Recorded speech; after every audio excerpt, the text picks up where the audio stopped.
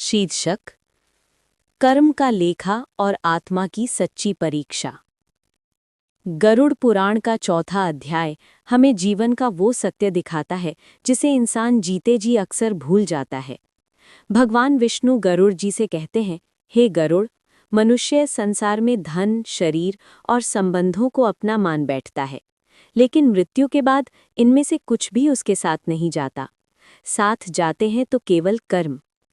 इस अध्याय में बताया गया है कि मृत्यु के बाद आत्मा की यात्रा कैसी होती है। जब प्राण शरीर छोड़ते हैं तो आत्मा एक क्षण के लिए अपने ही शरीर को देखती है। वो देखती है अपने रोते हुए परिजन, अपना घर, अपना सब कुछ, लेकिन वो कुछ कर नहीं पाती। उस समय आत्मा को ये एहसास होता है कि जिस धन के लिए उसने जीवन भर संघर्ष किया, जिस अहंकार में उसने दूसरों को दुख दिया, वो सब व्यर्थ था।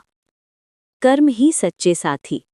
भगवान विष्णु कहते हैं, हे गरुड़, उस समय न मित्र साथ देता है, न परिवार, न धन, न पद। केवल कर्म ही आत्मा के साथ चलते हैं। यदि मनुष्य ने जीवन में झूठ बोला, किसी का हक छीना, किसी को दुख पहुंचाया, माता पिता का अपमान किया, कमजोर को दबाया, तो वही कर्म भय बनकर आत्मा के सामने खड़े हो जाते हैं। और यदि उसने सत्य का पालन किया, भूखे को भोजन दिया, दुखी की मदद की, माता पिता और गुरु का सम्मान किया, अहंकार छोड़कर जीवन जिया, तो वही कर्म रक्षक बन जाते हैं। यमलोक की यात्रा। चौथे अध्याय में बताया गया है कि आत्मा को यमलोक की ओर ले जाया जाता है। ये यात्रा आसान नहीं होती।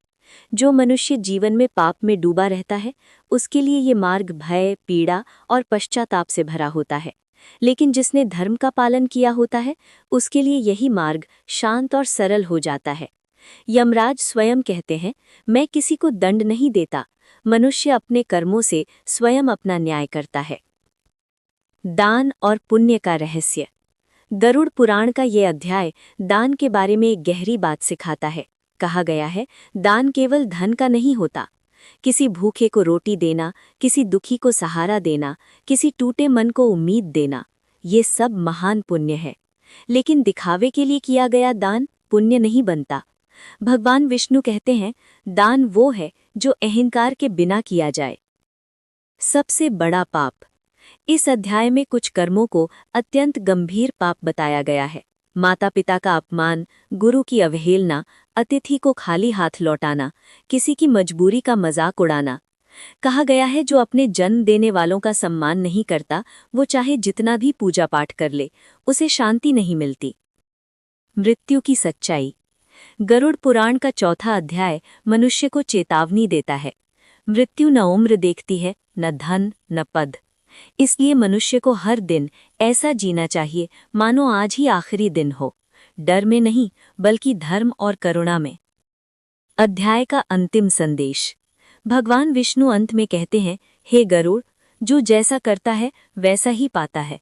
ईश्वर दंड नहीं देता, कर्म ही न्याय करते हैं। सीख। यदि आज जीवन में दुख है तो बाहर दोष मत ढूंढो, अपने कर्म देखो। और यदि जीवन सुख में है तो अहंकार मत करो, कृतज्ञ रहो, क्योंकि अंत में हर आत्मा को अपने ही कर्मों का सामना करना होता है। यही गरुड़ पुराण के चौथे अध्याय का सत्य है।